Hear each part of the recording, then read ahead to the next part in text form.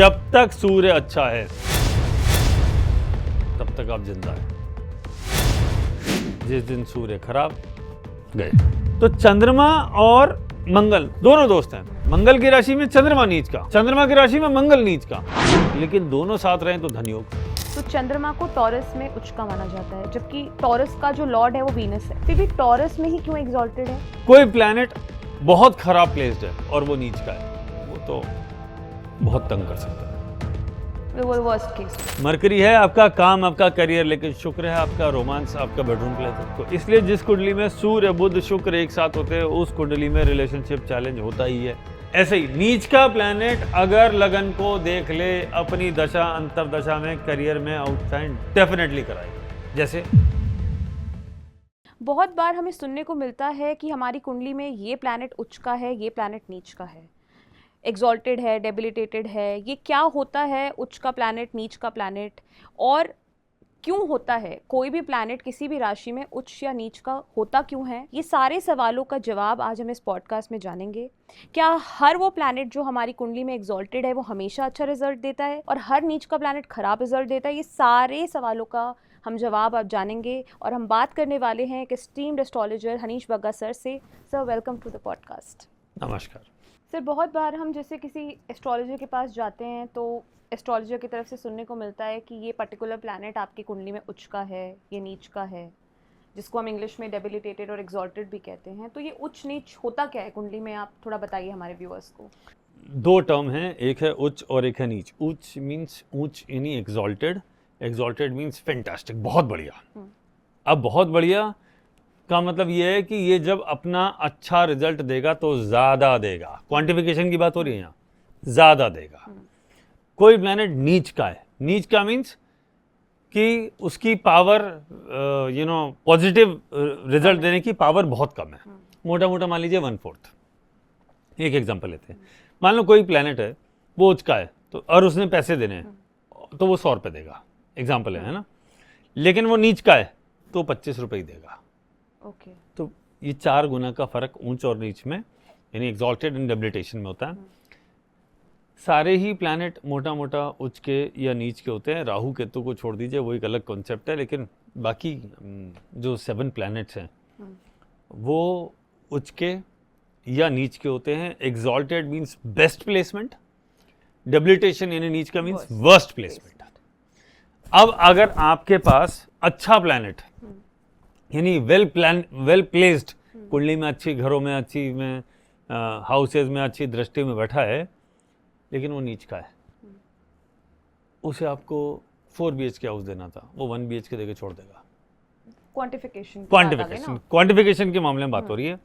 और अगर इसको उल्टा कर लीजिए, अगर कोई प्लैनेट आपका खराब प्लेस्ड है लेकिन वो उच्च का एग्जॉल्टेड, तो वो अपनी खराबी 1/4 कर देगा, अच्छाई जुड़ जाएगी ना। कोई प्लैनेट बहुत अच्छा प्लेस्ड है लेकिन वो नीच का है तो वो अपनी अच्छाई को 1/4 कर देगा। कोई प्लैनेट बहुत खराब प्लेस्ड है और वो नीच का है, वो तो बहुत तंग कर सकता है। वो वर्स्ट केस हो गया। हाँ, वर्स्ट केस है ना। लेकिन उसमें स्पेशल केस भी है। छठे घर में नीच का प्लैनेट अच्छा माना गया, वो आपके दुश्मनों के लिए काल बन जाता है। जैसे मान लीजिए मंगल 4 नंबर राशि में नीच का होता है, छठे घर में आया, यानी लग्न क्या हुआ? नंबर 11, एक्वेरियस लगना, मार्स इन 6th हाउस, कैंसर राशि नीच का। ये अपने आप में राज हो गए। तो माइनस माइनस प्लस हुआ ना, छठा घर खराब है, उसमें खराब प्लैनेट बैठा, खराब प्लस खराब यानी माइनस माइनस, नेट रिजल्ट आपके लिए प्लस हो गया। तो आपको ये समझना पड़ेगा, ये खाली उच्च देख के, खाली नीच देख के कुछ नहीं हो सकता। कहाँ प्लेस्ड है, कैसे प्लेस्ड है, किसका एस्पेक्ट है, किसके साथ बैठा है, कौन से घर में है, उसकी दशा अंतरदशा कब आएगी और अष्टक का पॉइंट कैसे है, सारी चीजें कैलकुलेट करके हाँ, हम तो ही तय होता है। कंक्लूड करेंगे। सर, अब हम ना स्पेसिफिकली सारे प्लैनेट्स की बात करेंगे। जैसे पहले हम शुरू करते हैं सूर्य से, कि सूर्य एरीज में उच्च का माना जाता है और लीब्रा में नीच का माना जाता है। ऐसा क्यों है? मतलब क्या कॉन्सेप्ट क्या है इसके पीछे? एरीज राशि पहली राशि, यानी अगर मैं कुंडली की शुरुआत करूं, काल पुरुष कुंडली की, तो फर्स्ट राशि फर्स्ट हाउस में पड़ेगी, जहां से शुरुआत हुई। तो सबसे पहला दिया गया सूर्य को। सूर्य क्या है? आत्मा का कारक। तो जब भी किसी का जन्म होता है तो उसके शरीर में आत्मा तो होती है ना। तो बिना सूर्य के तो जन्म संभव ही नहीं, आत्मा ही नहीं है, हाँ जी। वो तो खाली बॉडी निकलेगी। लेकिन जब तक आत्मा शरीर में नहीं है तब तक लाइफ शुरू नहीं हो सकती। बिल्कुल। एक नंबर राशि यानी शुरुआत। शुरुआत। शुरुआत में ही सूर्य उसका बेस्ट पोजीशन पर है, तो इसका मतलब ये है इसकी यहाँ से लाइफ की शुरुआत होगी। इसलिए सूर्य को एरीज में माना। अच्छा, दूसरी बात और, सूर्य मंगल का दोस्त है। एरीज राशि का मालिक कौन है? मंगल। मंगल क्या है? फायर। सूर्य क्या है? फायर। तो दोनों फ्रेंड हुए। एरीज राशि का मालिक मंगल, मंगल सूर्य का दोस्त है, सूर्य राजा है, मंगल उसका सेनापति है। तो राजा को प्रोटेक्शन कौन देगा? बोले सेनापति। तो राजा और सेना जिसके पास है, पावरफुली प्रेजेंट है, वही तो जीवन की लड़ाई लड़ेगा। तो पैदा होने के बाद सबसे पहली लड़ाई क्या होती है? इम्यून सिस्टम की। जो सूर्य आप अपनी बॉडी में जो WBC होते हैं, वाइट ब्लड सेल्स, वो सूर्य से रिलेटेड है। जैसे ही आपका जन्म हुआ, मदर से आप सेपरेट हुए, सबसे पहले आपका इम्यून सिस्टम काम करता है। जैसे इम्यून सिस्टम काम करता है, मदर के अंदर जब आप बॉडी में थे तो आपको एक अलग तरह का टेम्परेचर, एक अलग तरह का पूरा एनवायरनमेंट मिला। जैसे आप इंडिपेंडेंट हुए, एनवायरनमेंट चेंज हो गया। अगर एनवायरनमेंट को अडॉप्ट नहीं कर पा जाते, हाथों डेथ हो जाती है। होता है कई बार ऐसे, बहुत लोगों के साथ हो जाता है। तो वो इसलिए सूर्य सबसे जरूरी है। सबसे पहले जन्म से पहले सबसे पहले आपको क्या है, उस एनवायरनमेंट को अडॉप्ट करना है। उसके लिए इम्यून सिस्टम चाहिए, वरना वायरसेस, बैक्टीरिया, इसकी वजह से बच्चे, आपने देखा होगा छोटी उम्र में पैदा होते वक्त बीमार हो जाते हैं। वो सूर्य खराब की निशानी है। सूर्य मजबूत है, बढ़िया है, वो अच्छा रिजल्ट देगा और वो आपको सरवाइव कराएगा। जब तक सूर्य अच्छा है तब तक आप जिंदा है। जिस दिन सूर्य खराब गए, क्योंकि आत्मा का कारक है। आत्मा शरीर से निकली, परमात्मा से मिल गई। बिल्कुल। परमात्मा और आत्मा का तो सीधा कनेक्शन है। आत्मा इज पार्ट ऑफ परमात्मा, लॉर्ड विष्णु ने बोला है, आत्मा इज पार्ट ऑफ परमात्मा, है ना, मेरा ही तो अंश है, हाँ जी, है ना, सभी के अंदर वो है। तो वो वापस वो जाए या नेक्स्ट लाइफ के लिए बढ़ जाए या मोक्ष मिल जाए, तो जब तक सूर्य है तब तक आप जीवित है। लेकिन कुंडली में कभी सूर्य खराब नहीं होगा, मैंने ऐसे कभी नहीं बोला। लेकिन खराब होने की एक हद होती है, जब वो अपने वर्स्ट पे पहुंच जाएगा, डेथ हो जाएगी। बीच में अच्छा खराब होता ही है, वो तो सबके साथ होता है। हाँ जी। सर, और लीब्रा में नीच का क्यों है? लीब्रा राशि देखिए, मंगल दोस्त है, शुक्र दुश्मन है। शुक्र की राशि लीब्रा, लेकिन आप कहेंगे शुक्र की राशि तो टॉरस भी होती है, उसमें क्यों नहीं नीच का? तो कोई भी प्लैनेट जहां उच्च का है उससे 7वें घर में, बैंग अपोजिट हाउस में नीच का होता है। बोले ये बेस्ट तो ये वर्स्ट। किसी भी घर को देखना है तो उससे 7वें घर को जरूर देखें कुंडली में, ये इसका बेस्ट है और ये इसका वर्स्ट है। आप किसी भी प्लैनेट को देख लीजिए। सूर्य एरीज में एग्जॉल्टेड, नीच का कहाँ? लीब्रा में। चंद्रमा टॉरस में एग्जॉल्टेड, स्कॉर्पियो में। जुपिटर 10 नंबर राशि में नीच का, कैंसर में उच्च का, जो भी हो रहा है ना, एंड सो ऑन। ये ऐसे ही चलता है। तो जो प्लैनेट एक पोजीशन पे बेस्ट है, दूसरी उसके ठीक अपोजिट वाली पोजीशन पे वर्स्ट है। ठीक है, तो आप इसको देख लीजिए, सारे प्लैनेट का यही रूल है। सर, अब हम बात अगर चंद्रमा की करें तो चंद्रमा को टॉरस में उच्च का माना जाता है, जबकि टॉरस का जो लॉर्ड है वो वीनस है। और वीनस और चंद्रमा वैसे नेचुरली फ्रेंड्स नहीं हो, मतलब मानते, वीनस चंद्रमा को अपना दोस्त नहीं मानता, फिर भी टॉरस में ही क्यों एग्जॉल्टेड है? पहला क्वेश्चन मेरा ये है। दूसरा, उसके साथ ही है कि स्कॉर्पियो में नीच का है जैसे आपने बताया, लेकिन स्कॉर्पियो का लॉर्ड मंगल है, लेकिन वो चंद्रमा का दोस्त है, तब भी वहाँ नीच का है। तो ये मतलब एक क्लैरिटी थोड़ा सा दीजिए कि ऐसा क्यों हो रहा है, जबकि वहाँ पे दुश्मन के साथ बैठ के भी उच्च का है और यहाँ पे साइन है फ्रेंड का, लेकिन वहाँ पे नीच का है। इसके लिए समझना पड़ेगा एक कॉन्सेप्ट। सूर्य अगर पहले घर यानी पहली राशि में उच्च का है तो चंद्रमा दूसरे में है। जैसे ही जन्म हो गया उसके बाद सबसे पहले क्या मिलेगा? माँ का, मदर्स लव, मदर्स मिल्क। ऐसे होता है ना, फर्स्ट फूड तो मदर ही देती है ना। तो माँ किसको रिप्रेजेंट करते हैं? चंद्रमा। मिल्क क्या है? चंद्रमा। राइस क्या है? चंद्रमा। फूड क्या है? Second house. तो सेकंड हाउस खाना, second house bank balance, second house परिवार।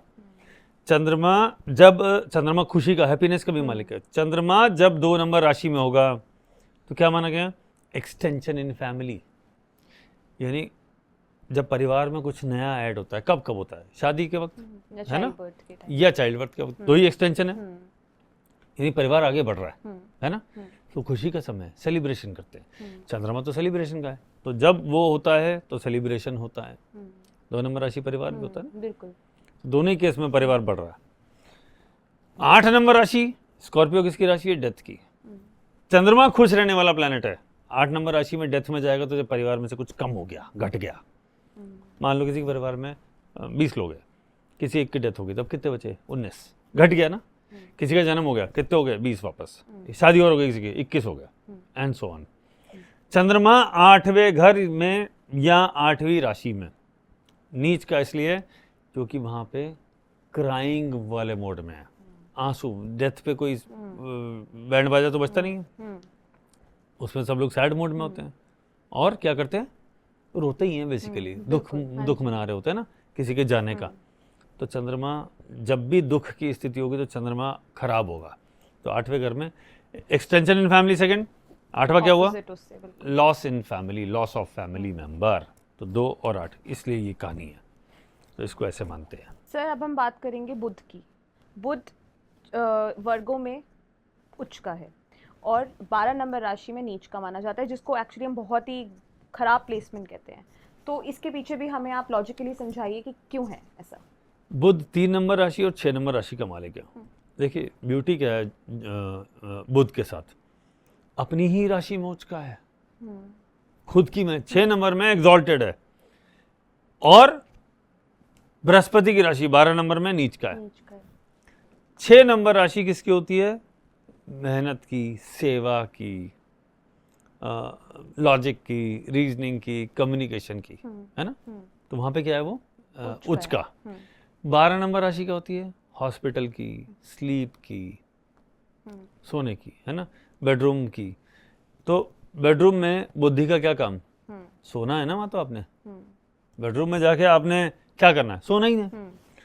तो वहां पे बुद्धि की जरूरत नहीं है, बोले स्लीप। तो 12वें बुध यानी 12 नंबर राशि में बुध को क्या बोला? बोला सो जाए। इसका क्या है? दिमाग सो गया, इसलिए वो वहां पे अपना अच्छा रिजल्ट बेसिकली नहीं देता। इसलिए 12 नंबर राशि में, क्योंकि वो राशि तो है स्लीप की, यह स्पिरिचुअलिटी की, तो बोले अपना दिमाग मत लगाइए, सो जाइए, ये स्पिरिचुअल कनेक्ट कर लीजिए। बुध क्या है? दिमाग है, बुद्धि है ना। जहां बैठेगा वहां से लेट दिमाग चलाएगा।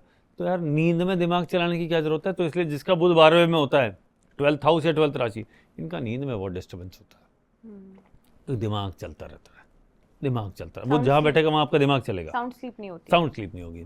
तो इनको क्या होता है जिंदगी में, कभी ना कभी नींद से रिलेटेड समस्याएं आती हैं, फिर इनको उसकी दवाइयाँ खानी पड़ती हैं, घर में नींद की गोलियाँ मिल जाती हैं। अक्सर कुछ ना कुछ परेशानी होती है, किसी की अर्ली लाइफ में होती है, किसी की लेट होती है, होती ज़रूर है।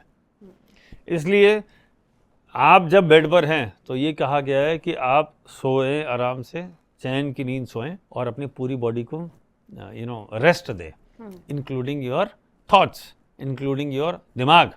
हालांकि दिमाग हमेशा चलता रहता है, बंद हो गया तो लाइफ खत्म है ना। लेकिन वो जो एक्टिव मोड से उसको पैसिव मोड में चला जाता है। तो मरकरी 12th जो एक्टिव है वो नींद में है, तो उसकी नींद पूरी नहीं हुई। तो ये ठीक वैसे ही आप मान लीजिए मोबाइल है, हम मोबाइल को चार्ज करते हैं, जब हम सोते हैं तो हमारी बॉडी नेचुरल, है ना, चार्जर से, ऑक्सीजन से चार्ज होती है, हम वापस फ्रेश फील करते हैं। आपका भी जब मोबाइल या लैपटॉप या कोई डिवाइस है उसको चार्ज करना होगा, जिसमें बैटरी लगती है, तो आप लगा के उसको छोड़ देते हैं ना 2-4 घंटे की, यार चार्ज हो जाए, 1-2 घंटे 4 घंटे जो भी लगता है। ऐसे ही हमारी बॉडी के लिए 6 to 7 आवर्स सोना जरूरी है, ताकि, और उस वक्त दिमाग नहीं चलाना सोते वक्त, आप आराम से, ताकि आप पूरे दिन बाकी 18 घंटे 17 घंटे जो आप जाग रहे हैं वो फ्रेश रहे। ये खेल है बुध का, क्योंकि इसमें कंट्रोल कौन करता है? बुद्धि, दिमाग, और उसका मालिक कौन? बुध। तो दिमाग शांति नहीं है 12वें में, और छठे वाला तो बहुत तेज चल रहा है। तो जब छठा वाला क्या है? सेवा, एक्शन, मेहनत, काम, है ना, वहां पे तो बुद्धि लगानी चाहिए, बहुत जरूरी है, लेकिन नींद में थोड़ी लगानी है, नींद में तो सोना है, तो शांति चाहिए। ये इसलिए 6 और 12 का 6 में एग्जॉल्टेड एंड 12th में वर्स्ट प्लेसमेंट ऑफ मरकरी। अब अगर हम बात करें शुक्र की, तो इससे उल्टा है कि शुक्र वर्गों में नीच का है और 12 नंबर राशि में उच्च का है। तो आप जैसे बताते हो कि वर्गों में तो शुक्र की एक्चुअली वर्स्ट प्लेसमेंट है, और अब इसके पीछे भी हमें बताइए सिमिलर की लॉजिक एक्चुअली है क्या? वीनस क्या है? वीनस क्या है? रिलेशनशिप। मरकरी क्या है? बुद्धि। मरकरी है आपका काम, आपका करियर, लेकिन शुक्र है आपका रोमांस, आपका बेडरूम प्लेजर। तो 12 नंबर राशि है आपका बेड, है ना, आपका बेडरूम। तो बेडरूम में तो वीनस है, तो वो तो वीनस हैप्पी है, कोई जिस काम के लिए जो उसका पर्पस है वो उसको एग्जीक्यूट कर रहा है। लेकिन अगर वो छठा यानी काम के वक्त अगर वो आ जाए तो आपके काम में अड़चन आती है। इसलिए जिसकी कुंडली में 6 नंबर राशि का शुक्र है उसके करियर में प्रॉब्लम आती ही है, उसके रिलेशनशिप में प्रॉब्लम। काम के वक्त रोमांस, ये तो उल्टा हुआ ना। काम के वक्त काम करिए यानी बुध छठा रखिए, रोमांस के वक्त रोमांस करिए यानी शुक्र बार रखिए, तभी तो ये है ना। तो आप अगर इसको उल्टा कर देंगे, काम के वक्त रोमांस और रोमांस के वक्त काम, तो करियर तो चौपट होना ही है। ये तो दिक्कत है ही। इसलिए माना है कि मरकरी 6 में बेस्ट है, वीनस 12th में बेस्ट है, क्योंकि जो जहां जिस चीज के लिए बना है वो अपने फुल पावर से, फुल इंटेंसिटी से वहां बिजी है। तो जो जिसको करना है वो करिए। लेकिन अब एक देखिए आयरनी ऑफ लाइफ, ये दोनों हमेशा साथ साथ रहते हैं, आसपास ही रहते हैं, आसपास ही रहते हैं। सूर्य बुध शुक्र, सूर्य के पास नेक्स्ट प्लैनेट हुआ मरकरी यानी बुध, और उसके ठीक पीछे वीनस। अब चक्कर क्या है, बुद्धि, इंटेलिजेंस, इंटेलेक्चुअलनेस और रोमांस अभी साथ साथ चल रहा है। यही दिक्कत है, आम इंसान के जीवन में दिक्कत यही दिक्कत है, यही प्रॉब्लम है। अच्छा, ज्योतिष की कुछ जगह बताया है कि बुध को माना है विष्णु और शुक्र को माना है माता लक्ष्मी, दोनों साथ ही रहेंगे। बोले वो तो ठीक है, लेकिन ऑफिस में कौन अपने पार्टनर को लेके जाता है? काम के वक्त तो काम ही करेगा ना, ये दिक्कत है। तो ऐसे में कभी कभी दिक्कत आती है। अब जैसे वाले एक एग्जांपल देता हूँ, कुंडली में वीनस आगे वाले घरों में, बुध पीछे, यानी mercury is going towards Venus, Venus is happy, he is following me, my partner is following me, है ना। अगर वीनस पीछे रह गया, मरकरी आगे चला गया, तो ये लोग वर्कहॉलिक हो जाते हैं। ये रिलेशनशिप की परवाह ही नहीं करते। अब देखिए दोनों साथ साथ ही रहते ज्यादातर। अगर वीनस आगे है, बुध पीछे, तो बुध जाएगा। जैसे मान लीजिए किसी का बुध है 4 नंबर राशि में और वीनस है 5 नंबर राशि में, जस्ट एन एग्जाम्पल, आगे पीछे का मतलब ये हुआ, तो 4 वाला 5 की तरफ बढ़ेगा। If mercury is going towards Venus, it is good, Venus will be happy. साथ है तो बात ही खत्म हो गई। अगर वीनस पीछे, वीनस इज इन 4 या कोई और राशि ले लीजिए, Venus is in 5 and mercury is in 6, तो वीनस जब आगे बढ़ेगा, क्योंकि 4 में वीनस नहीं ले रहा क्योंकि वीनस को दिग्बली बोला है, एक्स्ट्रा पावरफुल, तो उसको मैं नहीं ले रहा। बट अगर वीनस पीछे है और मरकरी आ गया, तो your relationship, your partner is following you, तो दैट मीन्स पार्टनर को फीलिंग आ रहा है लेफ्ट आउट।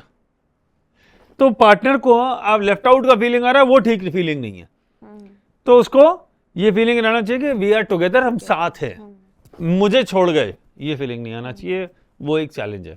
इसलिए जिसका मरकरी आगे है, वीनस पीछे है, वो रिलेशनशिप पे ध्यान कम देते हैं, और अगर देंगे तो लाइफ रिवर्स गियर में चल रही है। समझ आप, मतलब वो वैसे ही ठीक नहीं, उल्टा चल रही है, वो वैसे ही ठीक नहीं। तो आपको तो आगे है ना ग्रोथ करना है, तो 1 नंबर राशि 2 में जाना है, 3 में जाना है, 4 में जाना है, लाइफ का पैटर्न तो यही है ना, फाइनली ग्रोथ। तो अगर वीनस पीछे रह गया तो उसको लेने के लिए उसको वेट करना पड़ेगा कि आ जाओ, यहाँ डिले दे देगा। साथ में अगर है तो फिर साथ में है तो ओके, लेकिन सूर्य साथ में है तो ये दिक्कत है, क्योंकि जब सन मरकरी वीनस एक साथ होगा, तो वीनस तो मरकरी का दोस्त है, लेकिन मरकरी तो राजा का साथ देगा। तो जब सूर्य बुध और शुक्र एक साथ होते हैं, तो बुध जो है वो वीनस का साथ छोड़ देता है कि मेरे काम का टाइम है, रुक जा, राजा साहब ने काम पे बुलाया, मैं जा रहा हूँ, तुमने घर में बारिश हो रही है, पकौड़े बना रखे हैं, रखो, अभी ऑफिस से काम है, इंस्ट्रक्शन है, एक अर्जेंट मीटिंग में जाके आ रहा हूँ। तो ठीक है ना, तो वीनस हमेशा छूटेगा कौन? वीनस। क्योंकि मरकरी क्या कहेगा, मैं तो राजा की सेवा में जाऊंगा, बॉस की सेवा में जाऊंगा, जो ऑफिस का काम है वो करूंगा, मेरे लिए वो ज्यादा इंपॉर्टेंट है ना, वरना कल नौकरी रहे ना रहे। तो वीनस बुरा कौन मानेगा? लोनलीनेस किसको होगी? बोले वीनस को। इसलिए जिस कुंडली में सूर्य बुध शुक्र एक साथ होते हैं, उस कुंडली में रिलेशनशिप चैलेंज होता ही है। और देखिए बहुत सारी कुंडलियों में सेम होते हैं, ये साथ साथ ही होते हैं, तो इसलिए रिलेशनशिप का चैलेंज सबके आता है, कॉमन है। सर अब शनि की बात करें तो शनि का सूर्य से ऑपोजिट है। शनि एरीज में जो होता है वो नीच का माना जाता है और लीब्रा में उच्च का माना जाता है। लीब्रा में तो इसलिए भी है क्योंकि वो शुक्र का दोस्त भी है, एक हम इस तरीके से भी समझ सकते हैं। इसके पीछे एक थोड़ा सा और लॉजिकली बताइए, जैसे आपने बाकी प्लैनेट्स का बताया। सूर्य की हमने बात करी थी, एरीज फायर में फायर, शनि क्या है? अंधेरा, डार्क, ठंडा, तो आग में ठंडा, दोनों एनिमीज। कॉन्ट्रास्ट। मंगल फास्ट है, शनि स्लो है, फिर एनिमीज, दोनों साथ चलेंगे कैसे? मंगल एक्शन है, शनि लेजी है, तो बोले फिर ये एनिमी। एक्शन वाले के साथ एक्शन वाला जेल करता है, आलसी के साथ आलसी जेल करता है। आलसी और एक्शन वाले को साथ में बिठा दो, झगड़े ही नहीं खत्म होंगे इनके, हमेशा चलता रहेगा। इसलिए शनि और मंगल की युति अच्छी नहीं मानी है, इसलिए स्ट्रगल योगा बोला है। वो मंगल कहता है चल काम करते, शनि कहता है आराम करते। हालांकि शनि करियर का देवता है, हाँ, नेचर अलग अलग हो गया था। हाँ, और शनि की राशि में ही मंगल उचका है 10 नंबर में, तो वर्क प्लेस पे मंगल कहता है मैं एक्शन लूंगा और शनि कहता है चिल बेबी रिलैक्स। ये शनि है, आपको ये समझना पड़ेगा। तो सैटर्न है काम का, मंगल है एक्शन का। तो मंगल तो बड़ा खुश है 10 नंबर राशि में, और मंगल है आग, तो जब काम के प्लेस पे तो आग वैसे ही लगी रहती है, आदमी हमेशा ही बिजी रहता है, ऑफिस में बहुत काम रहते हैं, वर्क प्लेस में बहुत काम रहते हैं, चाहे नौकरी हो चाहे बिजनेस हो, बिजी सब हैं हम। जो फ्री बैठा है या तो राजयोग ले रहा है या वो निद्रा लोग ले रहा है, तो बाकी कुछ है नहीं, तो एक्शन तो आपको लेना ही पड़ेगा। शनि सूर्य से बहुत दूर है, बहुत दूर, इसलिए वहां तक सूर्य की लाइट नहीं जाती, कम जाती है। जैसे हमारे यहाँ टेम्परेचर, जैसे अभी गर्मियों का मौसम है, 45, 46, 47 रोज देखिए क्या चल रहा है ना। सर्दियाँ भी आएंगी, अर्थ का रोटेशन होगा, थोड़ा सनलाइट थोड़ा टेढ़ा पड़ेगा तो सर्दियाँ भी आएंगी। शनि तो है ही इतना दूर, जहाँ हमारा अर्थ का जो लोएस्ट टेम्परेचर है वो शनि तो उससे बहुत कम टेम्परेचर पे है, क्योंकि सूर्य की रोशनी पहुंची ही नहीं, तो वहाँ तो कभी वो अंधेरा ही रहेगा और टेम्परेचर कभी नहीं बढ़ेगा। तो इसलिए वो आग और ये ठंड, तो ये ऐसे मान लीजिए एक तो आइस है और एक फायर है, तो दोनों डालिए दोनों खराब हो जाएंगे। तो इसलिए जहां सूर्य अच्छा है वहां शनि खराब है, जहां शनि अच्छा है वहां सूर्य खराब है। शुक्र की राशि है, शुक्र की राशि किसकी होती है? रोमांस की। आपको वहां क्या चाहिए? कंफर्ट, आराम, है ना। शनि इसलिए शनि क्या है? अंधेरा। नींद कहाँ आएगी? अंधेरे में। आपको पार्टनर कहाँ चाहिए? अंधेरे में साथ।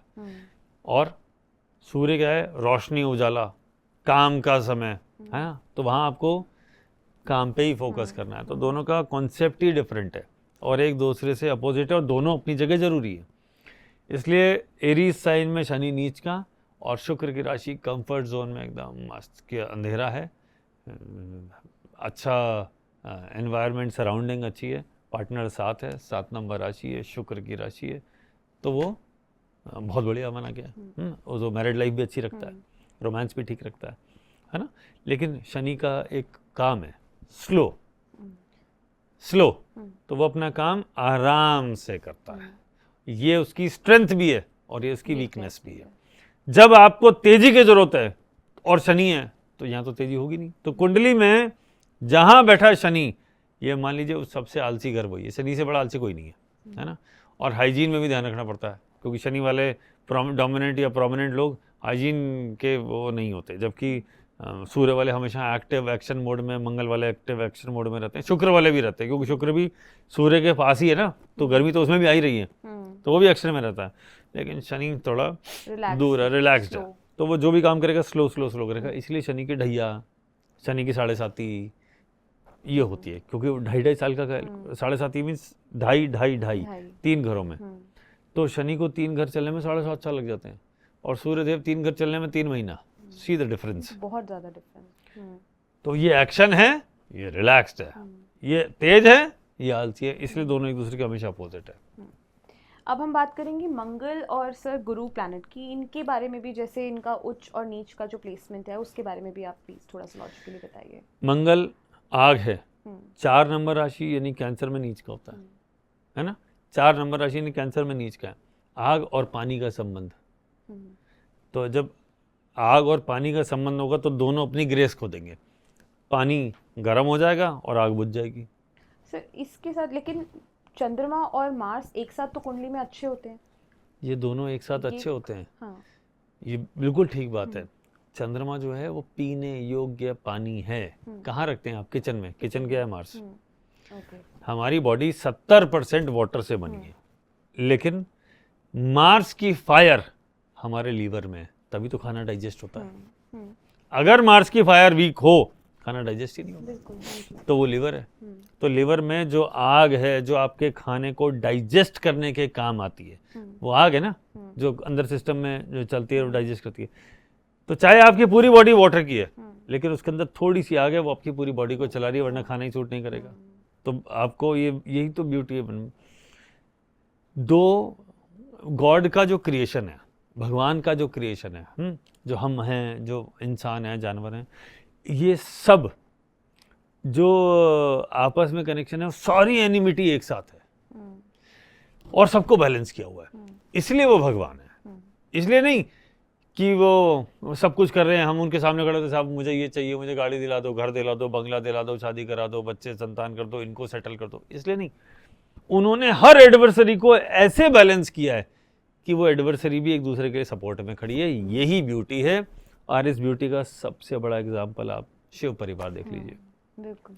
शिव जी खुद कहाँ बैठे हैं? पहाड़ पे, एक्सट्रीम वेदर है। गले में क्या है? नागदेव। माता का शेर है, गणेश जी के बाद चूहा। अब सांप और चूहे की लड़ाई है, लेकिन दोनों साथ रह रहे हैं। उधर कौन है? कार्तिकेयन, बाज है ना, वो मोर और मोर और चूहा फिर दुश्मन, साथ चल रहे हैं। मोर और सांप फिर दुश्मन, साथ रह रहे हैं। अच्छा, ये सारी चीजें, शेर के साथ नंदी फिर दुश्मन। तो सारे एनिमी एक साथ और साथ में रह रहे हैं और बोले एक परिवार है। यही ब्यूटी है भगवान की, इसीलिए वो भगवान है। बिल्कुल, क्योंकि उन्होंने सारी एडवर्सरी को एक साथ लेकर रखा हुआ है। तो चंद्रमा और मंगल दोनों दोस्त हैं। मंगल की राशि में चंद्रमा नीच का, चंद्रमा की राशि में मंगल नीच का, लेकिन दोनों साथ रहे तो धनयोग। Mars plus Moon together is a dhanyog. उन्हें कैश बहुत होता है, बहुत अच्छा कैश होता है उनके पास, मतलब दे आर रिच कैश के मामले में, कैश रिच लोग होते हैं वो, तो बहुत अच्छा होता है। ये दो एडवर्सरी है लेकिन एक साथ है, यही ब्यूटी है। सर, अब गुरु के बारे में भी बताइए। गुरु कैंसर में एग्जॉल्टेड है, जो कि अभी ट्रांजिट भी होने वाला है, और 10 नंबर राशि में नीच का है। तो ज्ञान का देवता, सबसे पहला ज्ञान कौन देता है? माता। माँ की राशि में 4 नंबर चंद्रमा की राशि। पहला गुरु कौन? माता। वही तो बताएगी खाना कैसे खाना है। अब जैसे माँ जब दूध पिलाती है, सबसे पहले क्या सिखाती है? बॉटल पकड़ना बच्चे को कि दूध पी ले यार, अब बॉटल संभाल ले। तो वो धीरे धीरे फिर वो समझाती है, हम इस धर्म को फॉलो करते हैं, ये तेरे पापा है, ये तेरा भाई है, तेरी बहन है, ये मम्मी है, ये मौसी है, नानी है, दादी है। माँ ही सिखाती है। तो फर्स्ट गुरु कौन? मदर।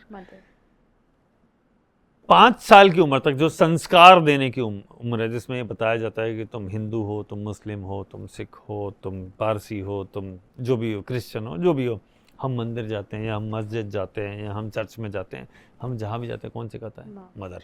बोलना कौन सिखाता है? मदर। चलना कौन सिखाता है? मदर। खाना कौन खाना सिखाता है? कपड़े पहनना कौन सिखाता है? सब चीज़ मदर सिखाती है। तो first Guru is mom, mother. और मॉम की राशि कौन? चंद्रमा। गुरु क्या है? ज्ञान।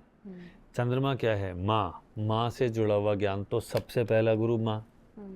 उसके बाद जो आपके टीचर या गुरु हैं वो है ना। तो इसलिए सबसे ज़्यादा वैल्यू उसकी की जाती है। तो गुरुदेव, जब गुरु तत्व जब माँ में आता है, तभी वो माँ अपने बच्चे को शिक्षा देती है। तो मदर, इसलिए बृहस्पति उस जगह सबसे ज़्यादा प्रसन्न रहते हैं। एक 4 नंबर राशि इमोशंस की भी है, चंद्रमा है ना।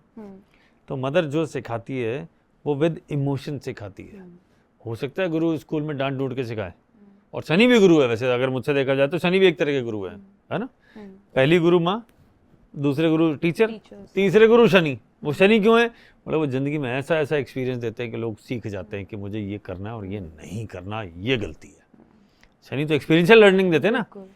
माँ देती है विद इमोशन, गुरु देता है क्लासरूम सेशन। क्या ये पहले क्या चलते थे? बड़े बड़े पेड़ों के नीचे और आश्रम होते थे, गुरुकुल है ना।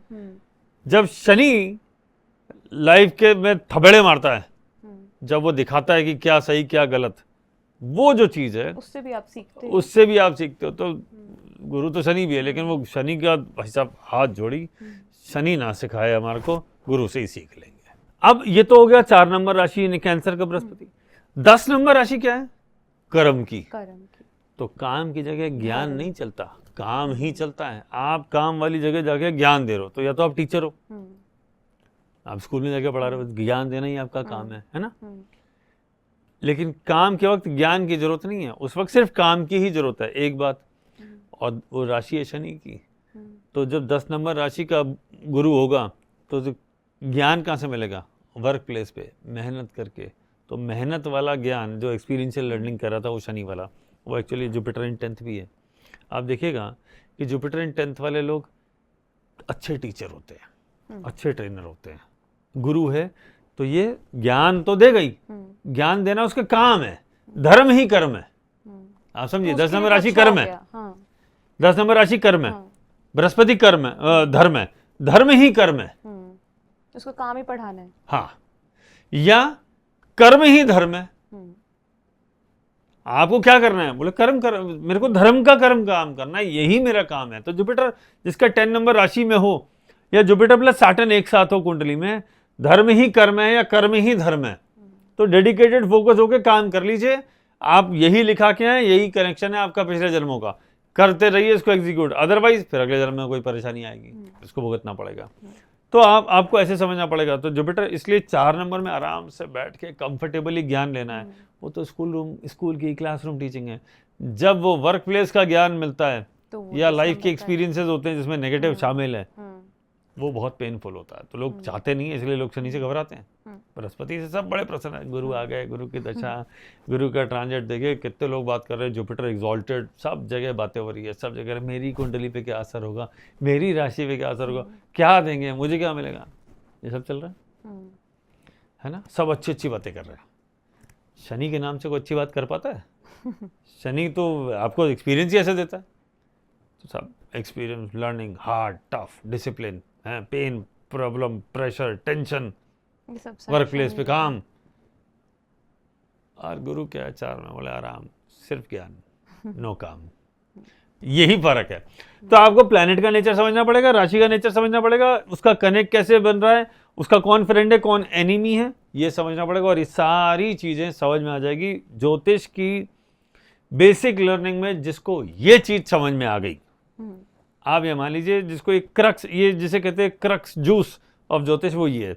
इसके साथ प्ले करते रहिए, इसको यूज करते रहिए किसी भी जगह।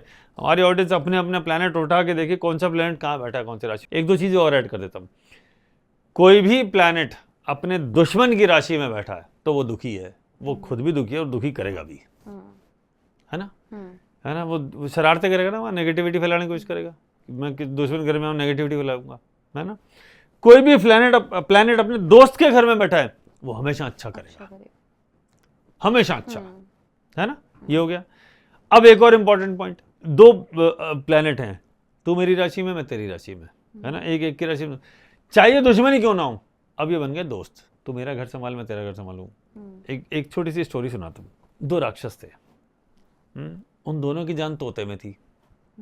उन दोनों ने अपनी अपनी जान तोते में रखी हुई थी, है ना, तोते में, ताकि कोई हम पे अटैक वगैरह मरे ना। अब वो क्या था, इसका तोता उसके हाथ में, इसका तोता उसके हाथ में। तो मेरी गर्दन मोड़, मैं तेरी मरोड़ूं। तो दोनों हमेशा क्या हो गए, दोनों राक्षस क्या हो गए, फेवरेट, भैया तू मेरे वाले का ध्यान रख, मैं तेरे वाले को दाना पानी देता रहूंगा। तो दोनों की जान एक दूसरे में फंस गई। ऐसे ही होता है, पक्के दुश्मन हो, मान लो सूर्य और शनि पक्के दुश्मन, सूर्य की राशि में शनि, शनि की राशि में सूर्य। बोले अब काहे के दुश्मन, अब तो साथ हैं, अब तो साथ हैं, तुम भी तरक्की करो मैं भी करूंगा, तुम भी ग्रो करो मैं भी करूंगा। तो वो कहे सब मैं ये करना, करो साहब, करो, आपका ही घर, आप संभालो, मैं भी आपका संभाले बैठा हूँ। तो बैलेंस करेंगे, जैसे एक खराब करेगा दूसरा पकड़ लेगा, बोले आजा मैं भी नहीं छोड़ूंगा। वो तोता दोनों का एक दूसरे के हाथ में है ना। यही ब्यूटी, दिस कॉल्ड एक्सचेंज। एक प्लैनेट दूसरे की राशि में, दूसरा प्लैनेट पहले की राशि में। अब ये दोनों कितना ही एनिमी हो, अपनी दशा अंतरदशा इन दोनों की आएगी। हाँ, जैसे सूर्य में शनि, शनि में सूर्य, जैसे जिनका अपन ने एग्जाम्पल लिया, एकदम राइज करेगा। अच्छा पीरियड होगा, बहुत बढ़िया पीरियड होगा, क्योंकि दोनों का तोता एक दूसरे के हाथ में है, दबा दूंगा गर्दन। यही ब्यूटी है, ऐसे ही समझते हैं। सर अब हमें बताइए कि अगर कोई प्लैनेट एग्जॉल्टेड है तो क्या वो हमेशा ही अच्छा रिजल्ट देगा, ये फिक्स्ड है, और अगर कोई नीच का है तो हमेशा ही खराब रिजल्ट देगा, या कोई वेरिएशन हो सकती है, कोई एक्सेप्शन रूल है इसमें? जो एग्जॉल्टेड है वो हमेशा अच्छा देगा, कोई जरूरी नहीं। जो नेगेटिव यानी नीच का है वो हमेशा नेगेटिव रिजल्ट देगा, कोई जरूरी नहीं। अब बोले कैसे, ये तो पूरा रूल ही फेल हो गया। जब एग्जॉल्टेड प्लैनेट खराब होगा तो वो ज्यादा खराबी नहीं करेगा।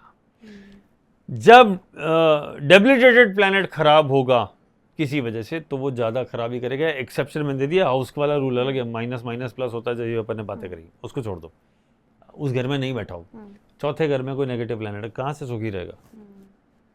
सुख का घर है, नीच का प्लैनेट है, जिंदगी भर स्ट्रगल में बीतेगी। 9th हाउस में नीच का है, बोले किस्मत ही साथ नहीं देगी, लग गया है ना। लगन में नीच का प्लैनेट है, बुद्धि काम नहीं करेगी, फिटनेस पे काम नहीं करेगी, है ना, तो प्रॉब्लम देता है। तो ये 2nd हाउस में नीच का प्लैनेट है, बोले बोली ऐसी होगी जिसकी वजह से डिस्प्यूट क्रिएट होंगे। आप समझ गए? तो ये होता है। अब अच्छे में तो बात कर ही ली, अब अपन बात करें नेगेटिव प्लैनेट कैसे राजयोग देता है। जैसे मैंने आपको स्पेशल बताया, 11 नंबर लग्न, 4 नंबर राशि का मंगल, मंगल की 8वीं दृष्टि में लगन, 8th होता है राजयोग कारक। ऐसे ही नीच का प्लैनेट अगर लगन को देख ले अपनी दशा अंतरदशा में करियर में आउटशाइन डेफिनेटली कराएगा।